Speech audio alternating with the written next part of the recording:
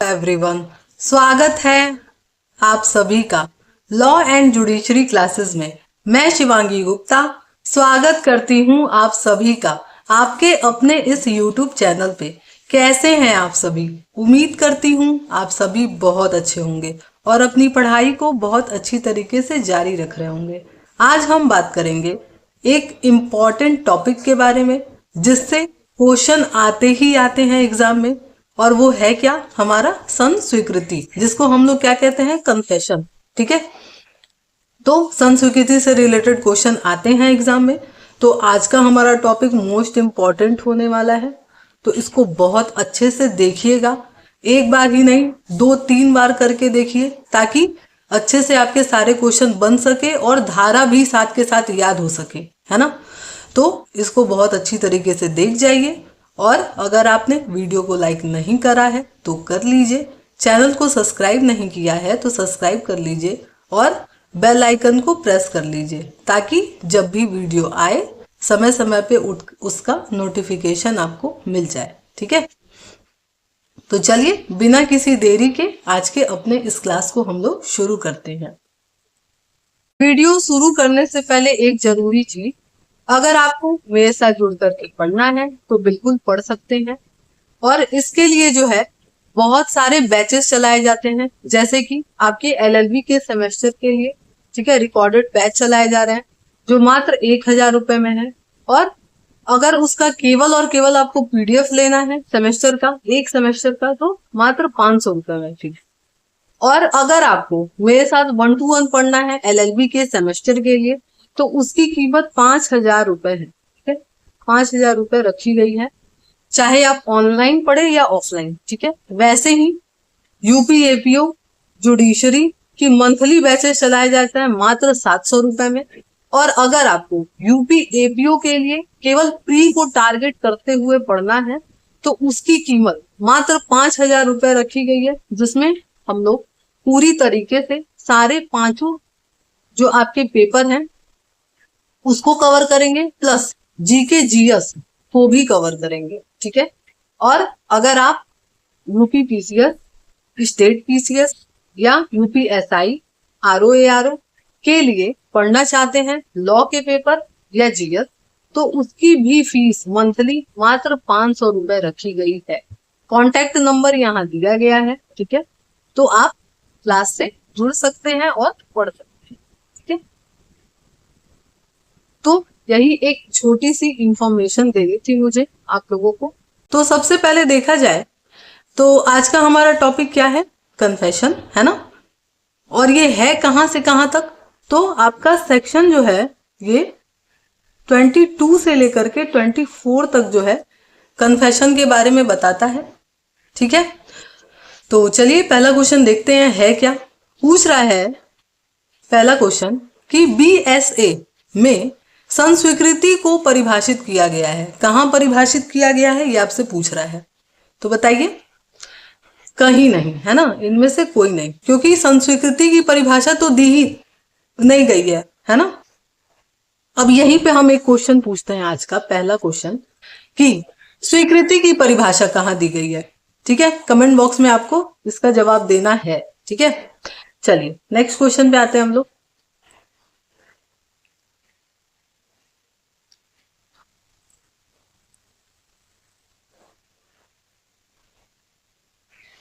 Next question है हमारा, लिखा है कि ए बी से कहता है कि उसने अपनी पत्नी को हमेशा के लिए खत्म कर दिया। बीएसए के अंतर्गत यह कथन जो है वो क्या है? तो ये क्या है? कन्फेशन है। ठीक है, संस्वीकृति माना जाएगा। नेक्स्ट लिखा है उत्प्रेरणा, धमकी, प्रपीड़न या वचन द्वारा कराई गई संस्वीकृति दांडिक कार्यवाही में कब विसंगत होती है? विसंगत का मतलब कि कब इररेलेवेंट होती है, यानी कि नहीं माना जाएगा उसको। ठीक है, तो कब नहीं माना जाएगा और ये बात कहाँ लिखा हुआ है? तो सेक्शन 22 में लिखा हुआ है। ठीक है, और ये टर्मोलॉजी भी याद रखिएगा कि कौन कौन से शब्द का इसमें यूज किया गया है। किसका किसका? उत्प्रेरणा, धमकी, प्रपीड़न या वचन का। ठीक है, चलिए नेक्स्ट नेक्स्ट है हमारा, निम्नलिखित में से कौन सा एक अभियुक्त व्यक्ति द्वारा संस्वीकृति को असुसंगत बनाने के लिए धारा 22 के तहत एक आधार के रूप में उल्लिखित नहीं है। ठीक है, तो कौन सा नहीं है ना? अभी हम बोले हैं ना टर्मिनोलॉजी कितना इंपॉर्टेंट है। तो क्या क्या है? ये तीनों तो था, है ना? कौन नहीं था? ये नहीं था। ठीक है, ऑप्शन नंबर सी, छल नहीं था। ठीक है, क्या था? उत्प्रेरणा, धमकी, प्रपीड़न या वचन। ठीक है, नेक्स्ट क्वेश्चन है, एक देहाती महिला हमला और दुराचार की आशंका से ग्राम पंचायत में अपने सास की हत्या की संस्वीकृति कर लेती है। क्या यह स्वीकृति ग्राह्य है? ठीक है, तो बताइए क्या है भाई? ग्राह्य नहीं है। क्यों नहीं है? क्योंकि क्या, कैसे वो की है? प्रपीड़न के थ्रू, है ना? भय में आकर के, डर में आकर के की है। ठीक है, तो अनैच्छिक यानी अस्वैच्छिक होने के कारण ग्राह्य नहीं है। नेक्स्ट लिखा है, यदि संस्वीकृति किसी उत्प्रेरणा, धमकी, प्रपीड़न या वचन द्वारा की गई है तो न्यायालय की राय में इसे पूरी तरह समाप्त कर दिया गया। अब ये है कहाँ? तो हम पहले ही बताए हैं, बताइए कहाँ है? सेक्शन 22 का जो परंतुक है वो। ठीक है, नेक्स्ट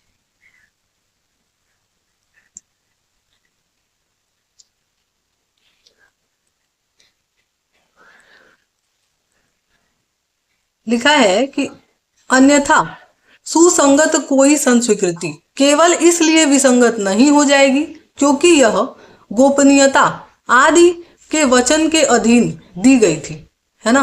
अब ये बताता कौन है आपका? तो सेक्शन 22 का परंतुक 2, है ना, जिसको हम लोग प्रोविजो कहते हैं। ठीक है, प्रोविजो। नेक्स्ट लिखा है कि एक व्यक्ति अपराध करने के बाद मतता की दशा में अपराध कारित करने की संस्वीकृति करता है। बीएसए के तहत संस्वीकृति सुसंगत और ग्राह्य है। कहाँ है ये पूछ रहा है आपसे। ठीक है, तो कहाँ है? चैप्टर, माफ कीजिएगा, सेक्शन 22 के दूसरे परंतुक में। नेक्स्ट लिखा है, सेक्शन 22 बीएसए में कौन सा शब्द नया जोड़ा गया है? तो कौन सा शब्द नया जोड़ा गया है? प्रपीड़न। ठीक है, नेक्स्ट है, बीएसए की किस धारा में पुलिस के समक्ष की गई संस्वीकृति ग्राह्य नहीं है? है ना, यानी कि पुलिस के सामने अगर आप कुछ स्वीकार करेंगे तो वह एक्सेप्टेबल नहीं है। कहाँ है? धारा 23 के क्लॉज नंबर 1 में। नेक्स्ट लिखा है, बीएसए के तहत कौन सी संस्वीकृति ग्राह्य नहीं है? है ना, तो कौन सी संस्वीकृति ग्राह्य नहीं है? पुलिस अभिरक्षा में की गई, है ना, पुलिस कस्टडी में अगर आप कुछ भी कहते हैं तो एक्सेप्टेबल नहीं है। नेक्स्ट लिखा है, पुलिस के समक्ष संस्वीकृति, बताइए क्या होगा? तो क्या होगा? साबित नहीं की जाएगी। ठीक है, चलिए नेक्स्ट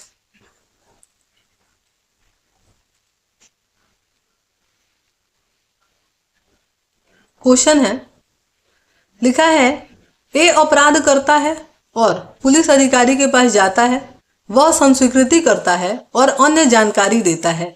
ए पर अपराध का अभियोग लगाया गया, संस्वीकृति क्या होगा? इसको थोड़ा छोटा कर दे ताकि सारे ऑप्शन दिखे साथ में। तो यहाँ पे जो है क्या होगा? धारा 23 का क्लॉज नंबर 1 के अकॉर्डिंग उसके विरुद्ध साबित नहीं किया जा सकता है। ठीक है, बताया ना, पुलिस के सामने जो है कन्फेशन क्या है? मान्य नहीं है। ठीक है, ये सामान्य नियम है। नेक्स्ट क्या कह रहा है? बीएसए के सेक्शन 23 का क्लॉज नंबर 1 के तहत संस्वीकृति का अग्राह्य होना, है ना, उसी अपराध या किसी अन्य अपराध से संबंधित हो सकता है। ठीक है, नेक्स्ट लिखा है, पुलिस के समक्ष की गई संस्वीकृति क्या होगा? ग्राह्य नहीं है। ठीक है, नेक्स्ट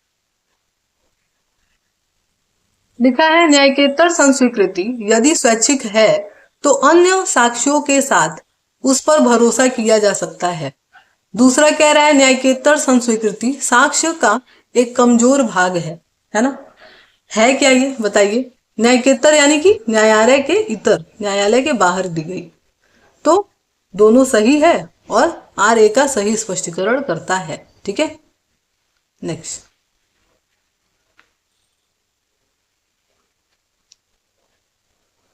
नेक्स्ट क्वेश्चन है, जब कोई संस्वीकृति अन्यथा सुसंगत हो तो असुसंगत हो जाएगी। क्यों हो जाएगी? पुलिस अधिकारी से किए जाने पे। ठीक है, नेक्स्ट। लिखा है बीएसए की किस धारा के तहत मजिस्ट्रेट के समक्ष संस्वीकृति सुसंगत है ना। अगर आप मजिस्ट्रेट के समक्ष करते हैं तो सुसंगत हो जाएगा।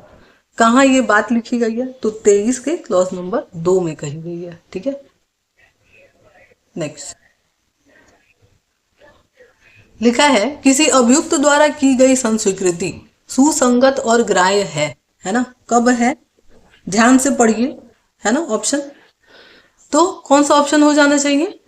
जब यह न्यायकेतर स्वैच्छिक या सत्य हो व निंदा से परे हो। ठीक है, नेक्स्ट। लिखा है किस दशा में संस्वीकृति साबित की जा सकती है? बताइए कब साबित की जाएगी? तो यदि जब वो क्या हो, मजिस्ट्रेट के समक्ष स्वैच्छिक रूप से की जाए। ठीक है, स्वेच्छापूर्वक। नेक्स्ट। लिखा है पुलिस अभिरक्षा में की गई संस्वीकृति बीएसए की धारा 23 के 2 के तहत ग्राह्य है ना। कब ग्राह्य है ये आपसे पूछ रहा है? यदि मजिस्ट्रेट की तत्काल उपस्थिति में की गई हो। ठीक है, कौन बताता है? 23 का 2। नेक्स्ट। लिखा है पुलिस अभिरक्षा में किसी व्यक्ति द्वारा की गई संस्वीकृति निम्नलिखित के तहत अग्राह्य है। कब अग्राह्य है बताइए? कब अग्राह्य हो जाएगा, है ना। तो 23 के 1 में। ठीक है, क्योंकि पुलिस अभिरक्षा में 23 के 1 में ही अग्राह्य होगा और ग्राह्य कब होगा? 23 के 2 में, जब मजिस्ट्रेट के साक्षात उपस्थिति में की जाए। ठीक है, चलिए नेक्स्ट है। लिखा है मजिस्ट्रेट द्वारा शपथ पर अभिलिखित की गई संस्वीकृति का क्या मतलब है ना। अगर आप शपथ पे किए हैं तो अग्राह्य है, क्योंकि हम बताए थे ना शुरू में कि शपथ पत्र पे ग्राह्य नहीं होता है ना। और किस पे जो है साक्ष्य अधिनियम लागू नहीं होता है, ये बताइएगा आप कमेंट बॉक्स में। ठीक है, ये हमारा आज का दूसरा क्वेश्चन है। ठीक, नेक्स्ट। लिखा है बीएसए की धारा 23 का क्लॉज नंबर 2 के तहत प्रयुक्त शब्द पुलिस अभिरक्षा का अर्थ है। क्या अर्थ है पुलिस अभिरक्षा का? कि पुलिस द्वारा अभियुक्त व्यक्ति पर किसी प्रकार की निगरानी या प्रतिबंध। ठीक है, ये क्या है? पुलिस कस्टडी ही माना जाएगा। नेक्स्ट है कोई संस्वीकृति अग्राह्य है यदि वह अभियुक्त द्वारा दी गई हो, है ना। कैसे दी गई हो इसलिए हम ये नहीं बताए थे, है ना, क्योंकि ऑप्शन में यही आ गया। क्या लिखा है? एक डॉक्टर से जब पुलिस की अभिरक्षा में हो। भाई आपको चोट लगा, पुलिस वाला पकड़ के डॉक्टर के पास ले गया और आप कन्फेस कर रहे हैं, पुलिस वाला बाहर खड़ा है ना। तो ये जो है ये नहीं माना जाएगा कन्फेशन, क्योंकि आप पुलिस की कस्टडी में हैं। ठीक है, अभिरक्षा में हैं। नेक्स्ट। लिखा है प्रत्याहारी संस्वीकृति का क्या अर्थ है? अब इसका मतलब क्या होता है? मुकरी हुई या बदली हुई, है ना। पहले कुछ और कहे थे, बाद में कुछ और। ठीक, तो क्या कह रहा है? प्रत्याहारी संस्वीकृति का मतलब क्या है? संस्वीकृति जिसे बाद में बदल दिया जाए। ठीक है, नेक्स्ट।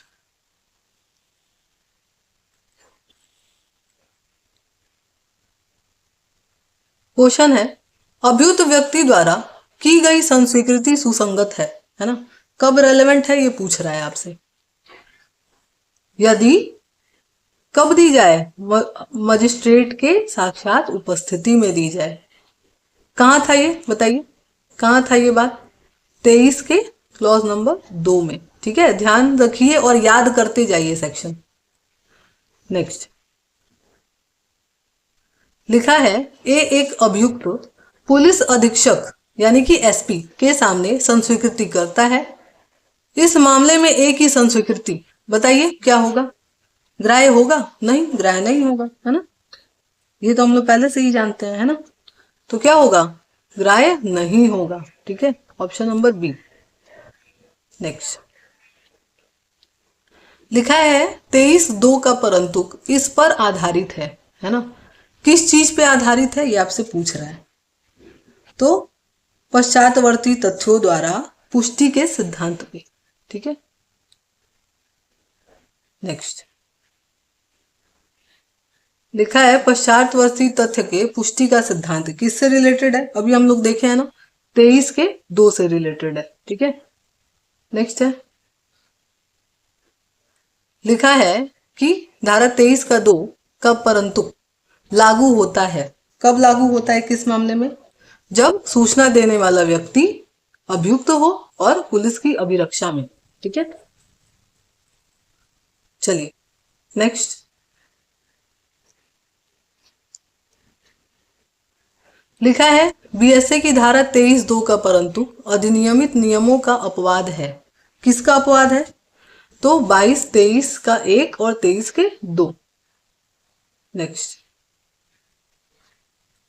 लिखा है 23 के 2 का परंतु के तहत क्या होगा? तो कथन का केवल वह भाग जो नए तथ्यों की ओर ले जाता है ना। जैसे मान लीजिए एग्जांपल के तौर पे कि ए को पुलिस वाले ने अरेस्ट किया। ठीक है, और जब अरेस्ट किया तो ये जो है जो बातें कहा, बोला कि हम बॉडी को इधर छुपा के रखे हैं कहीं नदी के किनारे, और चाकू भी जो है वहीं पे क्या किए थे, दफना दिए थे। अब ये जो बॉडी मिला और चाकू मिला ये रेलेवेंट है, लेकिन इसकी ये बात कि इसी ने मर्डर किया था ये रेलेवेंट नहीं होगा। ठीक है, ये चीज ध्यान रखिएगा, है ना। नए तथ्य की ओर ले जाए वो ग्राह्य है। ठीक है, अब इस चीज को तो नहीं ना झुठलाया जा सकता, इसी के कहने पे ये चीजें मिली हैं, है ना। तो ये चीज रेलेवेंट है, लेकिन इसने ही मर्डर किया है इसकी ये बात रेलेवेंट नहीं है। ठीक है, ध्यान रखिएगा। नेक्स्ट लिखा है यदि कोई अभियुक्त स्वेच्छा से ब्रेन मैपिंग और नार्को विश्लेषण के लिए सहमति देता है तो ऐसी सूचना बीएसए की किस धारा के अंतर्गत सुसंगत है? कहाँ सुसंगत है ये पूछ रहा है। तो 23 के 2 में। ठीक है,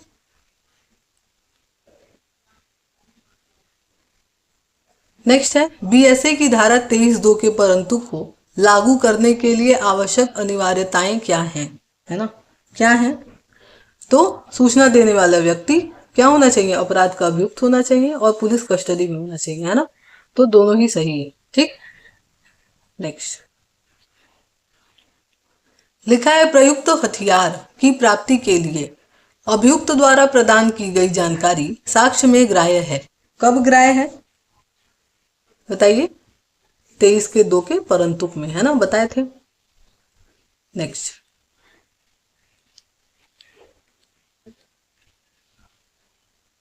लिखा है बीएसए की धारा 23(2) के परंतुक के तहत संस्वीकृति साक्ष्य के संबंध में, है ना। क्या है ये आपसे पूछ रहा है। पहला लिखा है जितनी जानकारी उससे संबंधित है स्पष्ट रूप से अभियुक्त व्यक्ति से प्राप्त सूचना के परिणाम स्वरूप प्राप्त किए गए तथ्य को उसके विरुद्ध साबित किया जा सकता है। दूसरा कह रहा है ऐसी सूचना देने वाले व्यक्ति पर अपराध का आरोप लगाया जाना चाहिए, है ना। तो पहला और दूसरा तो ठीक है। तीसरा क्या कह रहा है कि पुलिस की अभिरक्षा में होना आवश्यक नहीं है। नहीं भाई, ये चीज गलत है, आवश्यक तो है ना, पुलिस की अभिरक्षा में रहना चाहिए। चौथा क्या कह रहा है कि सभी मामलों में अभियुक्त द्वारा अपना अपराध स्वीकार करने का कोई भी कथन मजिस्ट्रेट की उपस्थिति में दिया जाना चाहिए, चाहे ऐसा कथन के परिणाम स्वरूप कुछ भी पता चले या नहीं, उसके विरुद्ध साबित किया जा सकता है। तो चौथा भी ठीक नहीं है, यानी पहला और दूसरा ही सही हो जाएगा। ठीक है, ऑप्शन नंबर ए। नेक्स्ट लिखा है बीएसए की धारा 23 के 2 का परंतु कुछ तथ्यों की प्राप्ति पर लागू होती है जो, है ना। कब होती है लागू ये आपसे पूछ रहा है। तो पुलिस के पूर्ववर्ती अन्य स्रोतों से नहीं प्राप्त किया गया था और पहले अभियुक्त द्वारा दी गई सूचना से प्राप्त हुआ। यानी कि पहले पुलिस नहीं प्राप्त किया था, लेकिन जैसे ही उसने बताया कि ये चीज मैंने यहाँ छुपाया है ना, उसके बाद पता चला, तो वो क्या होगा, रेलेवेंट होगा, यही कह रहा है। नेक्स्ट लिखा है, पुलिस अभिरक्षा में एक अभियुक्त राज्य गृह अधिकारी को सूचित करता है कि जिस चाबी से उसने तिजोरी खोली और चोरी की वह आंगन में रखी है। इस जानकारी को किस सीमा तक साबित किया जा सकता है? तो किस सीमा तक बताइए कि चाबी आंगन में रखा है। ठीक है, नेक्स्ट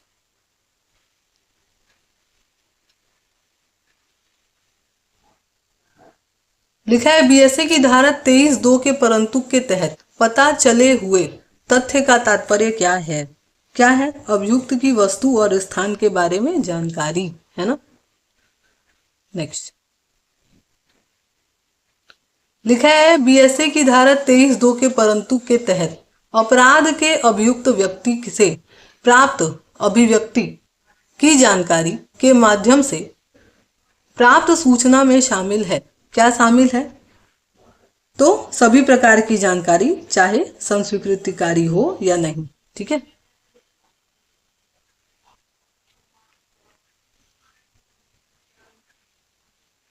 नेक्स्ट है, निम्नलिखित में से कौन सा कथन सही है ना।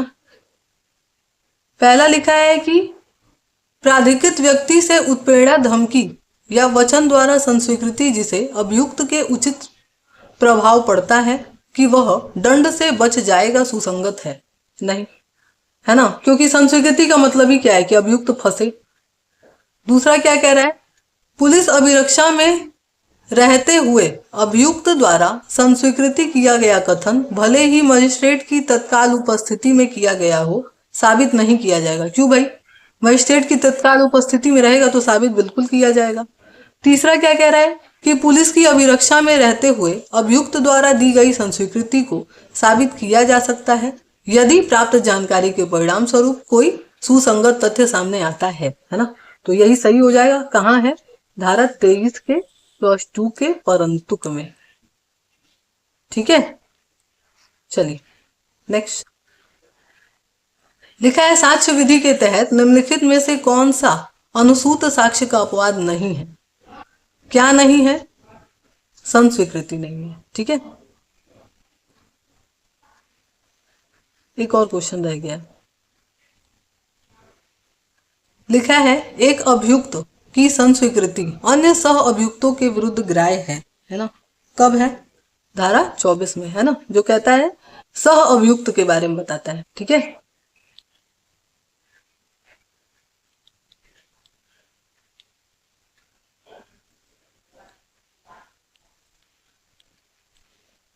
लिखा है, किसी अभियुक्त की संस्वीकृति केवल उसके विरुद्ध ही सुसंगत है, लेकिन इस बात का अपवाद प्रस्तुत करता है कौन?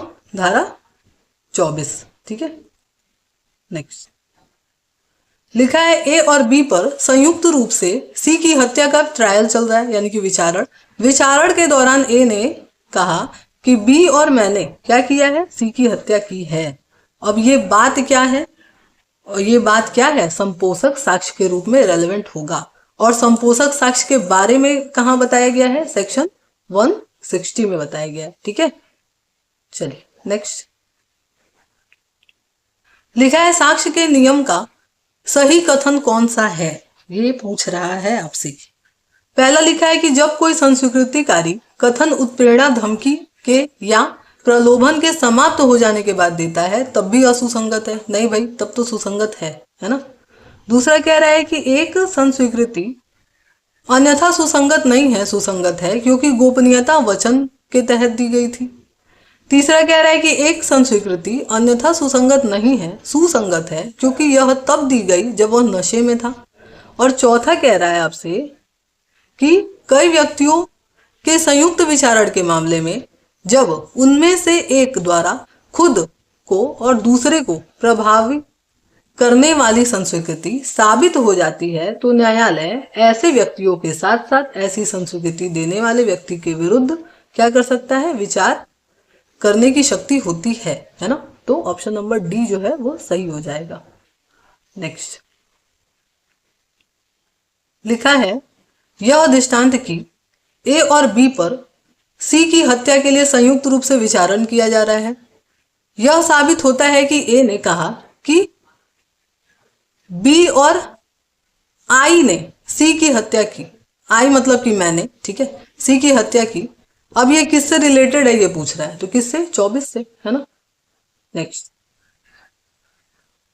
लिखा है, किस दशा में न्यायालय एक अभियुक्त के अपने अथवा दूसरे व्यक्ति के विरुद्ध संस्वीकृति पर विचार किया जा सकता है ना। कब किया जाएगा ये पूछ रहा है। लिखा है, यदि उन पर एक ही अपराध के लिए संयुक्त विचारण किया जाए। तो पहला ही सही है, ठीक है, संयुक्त रूप से ट्रायल चलना चाहिए तभी। अगर अलग अलग चलेगा तो नहीं माना जाएगा, है ना, कि पता चले कि खुद तो फंस रहे हैं दूसरों को भी फंसा ले, है ना। अगर साथ में फंसे हैं और ये बोल रहे हैं कि हाँ दोनों मिलके किए थे तब ठीक है, ठीक है। नेक्स्ट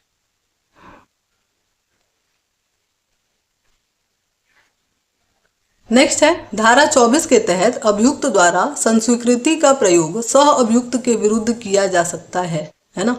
कैसे किया जाएगा, तो केवल पुष्टिकारी साक्ष्य के रूप में, है ना। संपोषक साक्ष्य के बारे में बताए हैं, है ना, कहाँ है, सेक्शन 160 में, ठीक है, याद करते चलिए। नेक्स्ट लिखा है, ए पर सी की हत्या का विचारण किया जा रहा है। यह दर्शित करने के लिए साक्ष्य है कि सी की हत्या ए और बी ने की थी और बी ने ए से कहा कि मैंने सी की हत्या की है।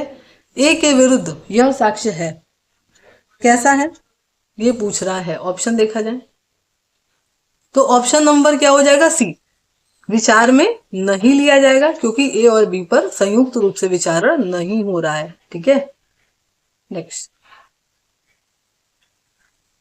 लिखा है, स्वयं के साथ साथ अन्य सह अभियुक्तों को फंसाने वाली संस्वीकृति का साक्षिक मूल्य क्या है ना। तो क्या है बताइए। इस तरह की संस्वीकृति सभी अभियुक्तों के विरुद्ध क्या होगी, रेलेवेंट होगी, है ना, अगर संयुक्त रूप से ट्रायल चल रहा है तभी। नेक्स्ट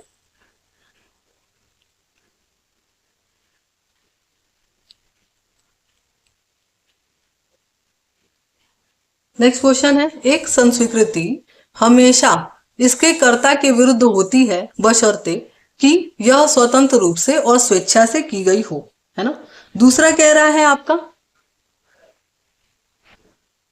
एक संस्वीकृति अग्राह्य है सह अभियुक्त के विरुद्ध। तो दूसरा तो गलत है ना, क्योंकि भाई ग्राह्य तो है, तो ए सही है, आर गलत है, ठीक है। नेक्स्ट क्वेश्चन है, जो अभियुक्त फरार हो गया है या BNSS 2023 की धारा 84 के तहत जारी उद्घोषणा का पालन करने में विफल रहता है, उसकी अनुपस्थिति में एक से अधिक अभियुक्त का विचारण होगा। कैसे होगा ये पूछ रहा है ना। तो बताइए, धारा 24 के प्रयोजन के लिए संयुक्त विचारण माना जाएगा, ठीक है, ज्वाइंट ट्रायल होगा। अगर वो भगौड़ा है, भाग गया है, पता चले देश छोड़ के ही भाग गया है, तो भी उसको जो है छोड़ा नहीं जाएगा, उसका ट्रायल चलेगा, ठीक है। तो चलिए यहाँ पे हमारा आज का MCQ वाला लेक्चर कंप्लीट होता है। चलिए, उम्मीद है आज का MCQ वाला लेक्चर आपको पसंद आया होगा। अगर पसंद आया है तो वीडियो को लाइक जरूर करिएगा। चैनल को सब्सक्राइब नहीं किया है तो सब्सक्राइब कर लीजिए और बेल आइकन को प्रेस कर लीजिए ताकि जब भी वीडियो आए समय समय पे उसका नोटिफिकेशन आपको मिल जाए। साथ ही साथ अगर आप मेरे साथ जुड़ करके पढ़ना है तो बिल्कुल पढ़ सकते हैं। बहुत ही नॉमिनल फीस में पढ़ाए जा रहे हैं और अभी मैं जो है वन लाइनर हिस्ट्री के आपके एक तरह से देखा जाए तो APO के लिए, UP APO के लिए लेकर के आने वाली हूँ वीडियो, ठीक है, वन लाइनर। तो मुझे बताइएगा कि मैं ये जो सोच रही हूँ वो कैसा है, क्या आपको चाहिए उसका वीडियो लेक्चर, है ना। अगर चाहिए होगा तो कमेंट करिएगा, बताइएगा कि हाँ हमको चाहिए, है ना। तो चलिए मिलेंगे नेक्स्ट क्लास में।